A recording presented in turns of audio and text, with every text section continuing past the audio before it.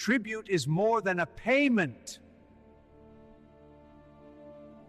It is a language of power, fear, dependence, and sometimes calculated cooperation between unequal actors. Now, we will explore tribute historically and in its modern disguises, and ask what it means, ethically and politically, to build an international order on tribute simply because we can. What is tribute? In political sociology, tribute refers to the recurring transfer of wealth, goods, services, or symbolic deference from a weaker party to a stronger one, framed as an acknowledgement of superiority rather than an equal exchange. It differs from ordinary taxation within one polity and from trade between nominal equals, because it encodes hierarchy. One side stands above, the other below. Historically, ancient states exacted tribute from conquered or subordinate rulers, who paid in gold, agricultural products, soldiers, or other resources under the threat explicit or implicit of military force. Tribute could be formalized in treaties, wrapped in ritual or religious language, or disguised as gifts that everyone knew were compulsory. Yet tribute also often brought side benefits to the subordinate party, such as access to trade networks or the protection of an empire's military, making it a complex, ambivalent institution rather than mere robbery. In sociological terms, tribute is a technology of hegemony. It stabilizes domination by making subordination routine, routinized, and ceremonially normalized. Once tribute becomes an expectation rather than a singular act, it restructures the political imagination of both payer and receiver. What seems natural, deserved, or inevitable? Question for you.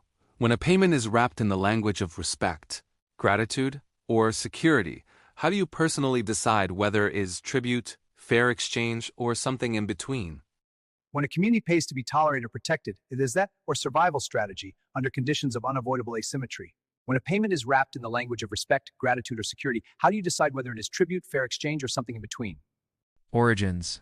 When did tribute emerge, and who did it first? We cannot point to a single inventor of tribute, because tribute appears wherever early states gained sufficient military power to coerce surrounding communities. Mesopotamian city-states, the Assyrian Empire, ancient Egypt, the Achaemenid Persians, and later the Roman Empire, all relied on tribute-like exactions from conquered peoples long before any unified doctrine of tribute was formalized in writing. Cuneiform records describe rulers boasting of receiving gold, livestock, and captives from subject kings. And Egyptian inscriptions depict foreign delegations bowing and bearing gifts that were tribute in all but name. The Neo-Assyrian Empire systematized tribute as a regular obligation. Allies and vassals sent metals, horses, and luxury goods as recurring payments, while refusal often triggered brutal, punitive campaigns. These early examples already show the core pattern: tribute as a cyclical demand backed by the credible threat of violence.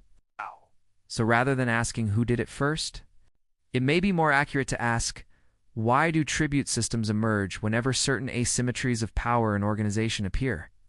Sociologically, tribute arises where centralized states need external resources and symbolic recognition, and where surrounding communities lack the capacity to resist or to reframe the relationship as an equal alliance. Question for you.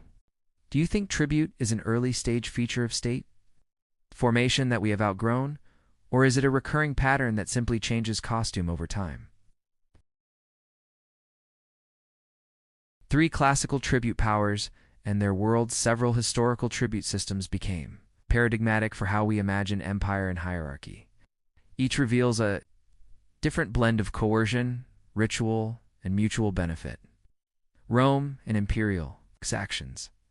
The Roman Empire integrated tribute into provincial taxation, war indemnities, and obligations for resources and soldiers. Conquered territories sent coins, grain, warships, auxiliary troops, animals, and specialized goods like olive oil or steel, often reshaping local economies into monocultures geared toward Rome's needs. These flows funded legions, infrastructure, and elite lifestyles in the imperial center, enabling Rome to wage extended wars and build monumental public works. For Rome's subjects, the experience was double-edged. They gained roads, markets, and sometimes legal protections, but also faced extraction, land concentration, and vulnerability to famine when tribute demands were high. The risk of revolt or collapse grew when tribute requirements exceeded what local societies could bear, showing how tribute can both stabilize and destabilize empires. The Chinese tributary system in East Asia, the so-called Chinese tribute system, particularly under the Ming and Qing, dynasty structured relations with neighboring polities through ritualized exchanges and symbolic hierarchy. Foreign rulers sent embassies that performed deference rituals, like the Kautu, and offered local products as tribute. In return, receiving lavish imperial gifts, trading rights, and recognition of their own authority. This system had strong ideological content. China positioned itself as the cultural center and superior partner, seeing tribute as confirmation of its civilizational primacy. Yet the arrangement also functioned as a regulated trade regime and security framework, often providing tributary states with economic benefits and a degree of stability. In some interactions, such as certain negotiations with Russia, the court even modified ritual expectations when confronted with military or diplomatic realities, revealing a pragmatic flexibility under the veneer of fixed hierarchy. Question for reflection. When a community pays to be tolerated or protected, is that primarily a form of oppression? Or can it also be read as a negotiated survival strategy under conditions of unavoidable asymmetry? When a payment is wrapped in the language of respect, Do you think tribute is an early-stage feature of state formation that we have outgrown, or is a recurring pattern that simply changes costume over time?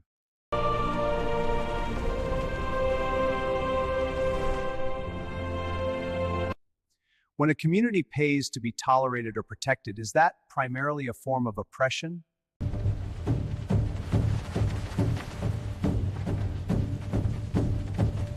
The Aztec Empire and tributary networks. A different model emerges in Mesoamerica. The Aztec Empire, centered on Tenochtitlan, organized its dominance primarily as a network of tributary city-states rather than direct administrative control. Conquered cities often retained their local rulers but were bound to deliver regular tribute in goods such as maize, cotton, cacao, textiles, and luxury items. This system relied on a hierarchy of officials who collected and transported tributes from local communities to the imperial center. Cowpix handled collection at the local level, Hukelpixk managed them, and officials in Tenochtitlan oversaw the overall flow, with military enforcement ready when provinces resisted. Tribute records, pictorial codices, reveal a detailed, bureaucratized apparatus specifying quantities and types of goods owed by each subject region. The Aztec world thus shows how tribute can be the primary mode of empire, territorial conquest, mainly served to lock in regular obligations rather than to replace local elites entirely. Instead of a fully integrated state, one sees a dense web of obligations, threats, and ritualized exactions that periodically provoked rebellion. Tribute here is both the glue of the empire and its most visible point of fracture. Question for reflection. Is an empire that rules through local intermediaries and tribute less oppressive than one that replaces local elites outright? Or does it simply distribute the work of domination more efficiently? Other famous tribute practices. Islamic polities use taxes like the jizya on non-Muslim adult males, sometimes conceptualized in ways analogous to tribute from protected but subordinate groups. Early modern European powers extracted tribute and indemnities from defeated states, often couching them in legal terms. But functionally, they were recurring payments under coercive conditions. Across many contexts, tribute systems blurred into imperial taxation, vassalage, and protection payments. But the underlying logic remained: recurring transfers that signal dominance and dependence.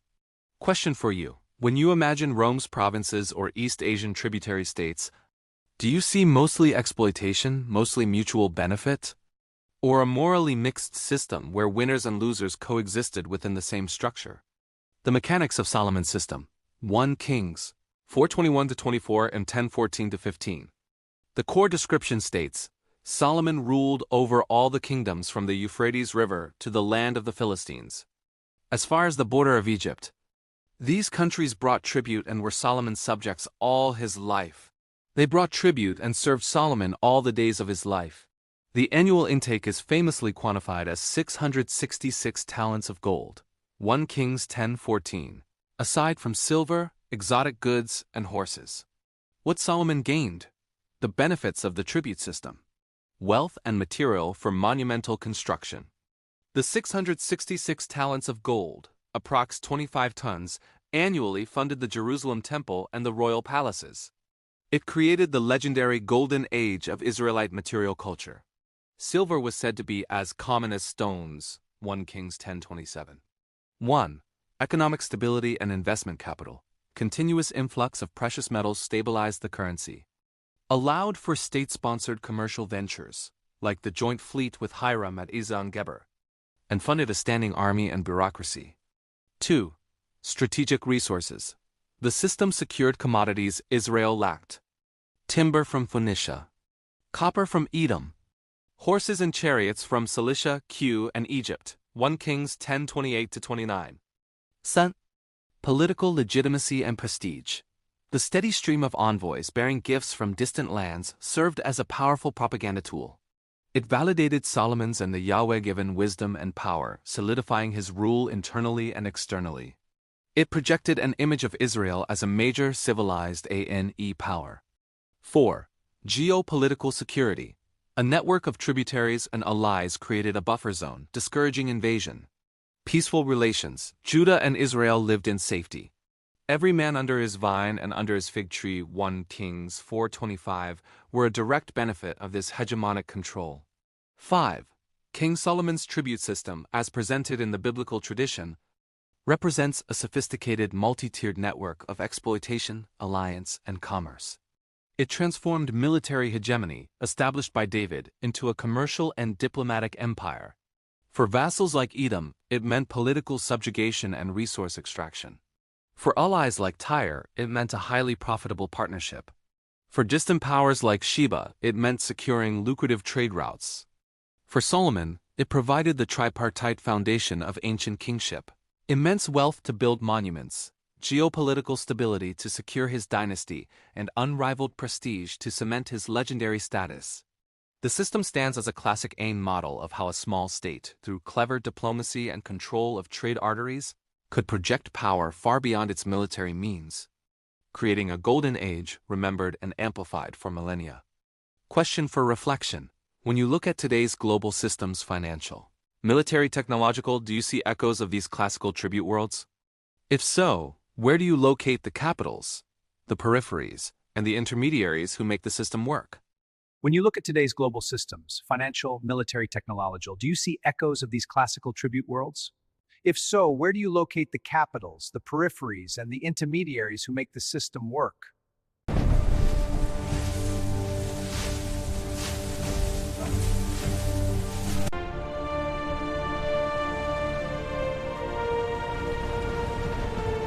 The provinces benefit from our roads. Indeed, order and access bring protection. Life appears more connected and regulated. Modern tributes, economic, military, and symbolic today. Overt tribute envoys bowing and bearing gold is rare, but tribute logics persist in new forms. Sociologists and international relations scholars sometimes describe modern hierarchical systems as tributary when weaker states transfer resources. Strategic concessions or political deference to a dominant power in exchange for security, access, or mere avoidance of punishment. Economic tribute 1. Debt and structural adjustment. Powerful creditor states and institutions can impose austerity, privatization, and market-opening policies that systematically transfer value via interest payments, capital flight, and favorable access to core economies. When choices are constrained by the threat of financial collapse or sanctions, these flows resemble tribute rather than free exchange. 2. Unequal trade and resource regimes. Commodity-dependent countries often export raw materials at low prices and import high-value finished goods, locking them into asymmetrical terms of trade. Persistent trade surpluses in favor of industrial powers can function as a structured, recurring transfer tribute in the language of political economy. 3. Aid, with strings attached. Official development assistance can be tied to purchasing donor country goods, supporting foreign policy positions, or opening markets, turning aid into a mechanism by which influence and subtle forms of tribute are secured. Military and security. Tribute. 1. Protection payments. Some states effectively pay in basing rights, policy alignment, or military purchases to secure protection guarantees from a great power. Analysts have compared such networked alliances to a modern tributary system centered on a hub state that receives intangible tributes. Strategic deference, legitimacy, and economic advantages. 2. Coerced policy choices. When sanctions, covert pressure, or threats of intervention are used to compel states to align with a dominant power's agenda, the resulting concessions on resources, diplomatic stances, or legal frameworks can be understood as tribute-like extractions. Symbolic and ideological tribute. Tribute today also appears as symbolic compliance. Voting patterns in international organizations.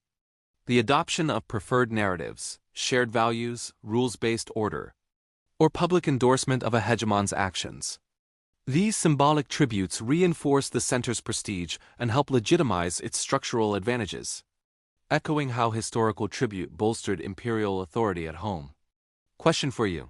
When you see a weaker country aligning with a stronger one, voluntarily, how do you tell whether this is a genuine alliance, constrained cooperation, or a subtle form of tribute? What criteria do you use? 5. Signs that a country is imposing tribute. How can we recognize a tribute-like relationship beneath modern diplomatic language? Sociologically, we can look for patterned asymmetries that are not accidental but sustained and institutionalized. Key signs include persistent one-way resource flows when financial, commodity, or technological transfers predominantly favor one direction over long periods, and are maintained by structural constraints rather than free competition. We may be seeing tribute rather than balanced exchange. Coercive conditionality, if loans, aid, market access, or security guarantees are conditioned on adopting domestic and foreign policies that primarily benefit the stronger state. The weaker state's policy autonomy is effectively taxed. That ongoing loss of autonomy can be read as a tribute in political form. Ritualized deference. Repeated public affirmations of loyalty. Automatic alignment in international forums or acceptance of unequal rules can function as a symbolic tribute, parallel to historical protocols of bowing, kowtowing, or sending embassies with gifts. Structural inability to exit. If the weaker state cannot realistically withdraw from the relationship without severe economic or military punishment, the choice to continue paying these costs is more like a required tribute than a voluntary partnership. Prestige concentration. When participation in the system continuously elevates the central power's prestige, while the periphery's status remains low or dependent. The arrangement mirrors historical tribute systems that used prestige as a governance tool. Seen together, these indicators suggest a system in which one state or a small group of states routinely extracts value and symbolic recognition from others, backed by structural and sometimes military power. Question for you. Looking at current international structures, financial, military, or technological, where do you personally see patterns that fit these signs of tribute, even if no one calls them by that name?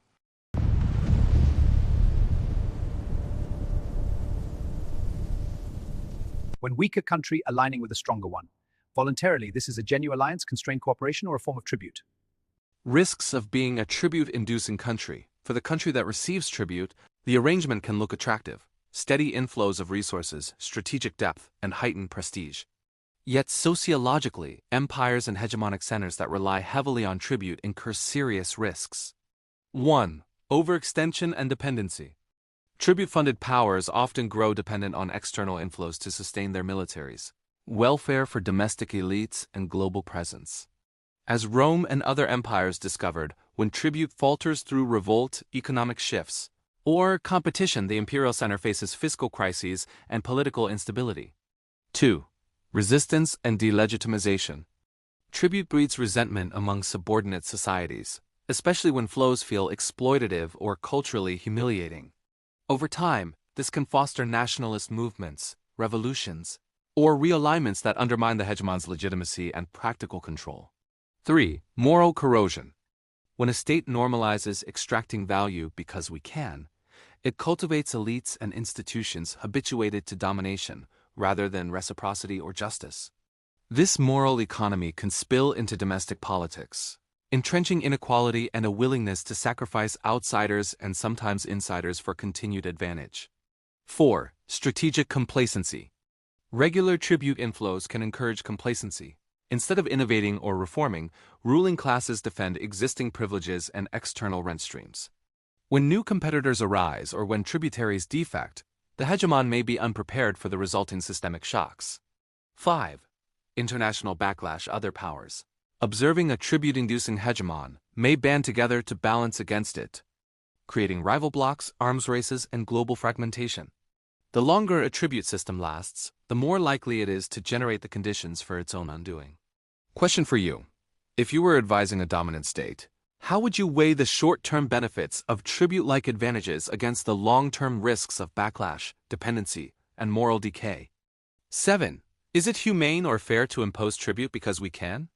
At the ethical core of your question lies a tension between might and right.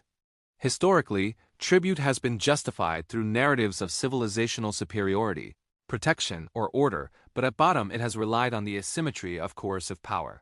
From a cosmopolitan or humanist perspective, treating other societies as tributaries primarily because of relative weakness denies their equal moral status as agents with their own projects and values. It reduces people to instruments for the comfort, security, or prestige of another, violating principles of reciprocity and mutual recognition central to many philosophical traditions. Yet the moral landscape is not always black and white. There are cases where tribute-like payments are part of negotiated settlements that prevent wider wars or bloodshed, or where asymmetric arrangements gradually evolve into more reciprocal partnerships. The key ethical questions become: is the weaker party genuinely free to negotiate and exit? Are the burdens proportionate and oriented toward shared goods, or overwhelmingly skewed toward the stronger? Are there mechanisms to move toward greater symmetry, or is permanent subordination the goal? When tribute is imposed simply because it is possible, without serious regard for justice, consent, or human dignity, it becomes difficult to reconcile with any robust notion of fairness or respect. At that point, we are not just describing power politics. We are endorsing a principle that whatever can be taken may be taken, a principle that, if generalized, would leave no one safe, not even the strong when their fortunes change. Question for you. Do you believe there can be ethically legitimate forms of tribute-like arrangements? Or should any institutionalized hierarchy of payments between states be seen as unjust by default? What criteria would you set for legitimacy, if any?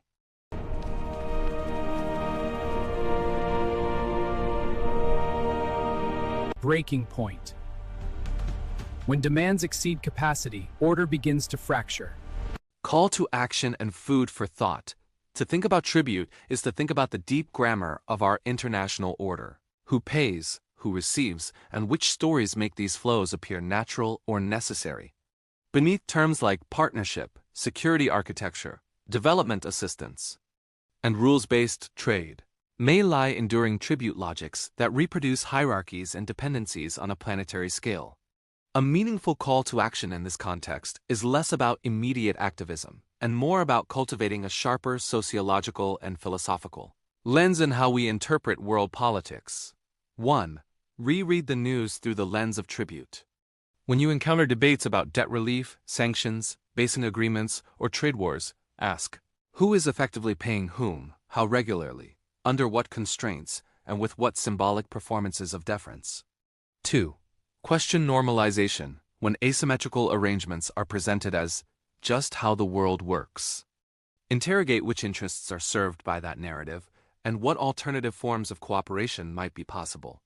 3.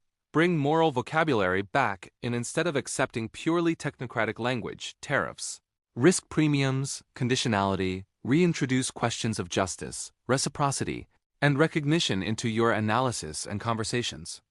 Question for you. In scanning today's alliances, debt structures, or trade pacts, which relationships show multiple of these signs? How might relabeling them as tribute shift your view of their justice? As food for thought, consider this. If a future historian examined our century with the same detached gaze we apply to Rome or Imperial China, which contemporary practices would they classify as tribute, and how would they judge our justifications? Would they see us as pioneers of a more equitable order, or as sophisticated tribute takers hiding extraction behind legal and diplomatic sophistication? Your own intellectual work, how you frame issues, what questions you ask, which narratives you amplify is already a small but real intervention in this structure. The next time you see one country helping, protecting, or leading another, pause and ask yourself, Is this solidarity, exchange, or tribute? And what would it take to transform tribute into genuine reciprocity? Folks, question for you. What country is pushing tribute over the others nowadays, while impoverishing their own population to feed the huge military budget?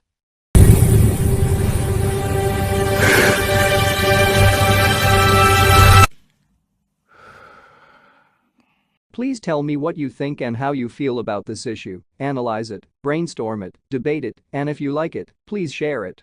Thank you for watching. I truly and highly appreciate you, and God bless you.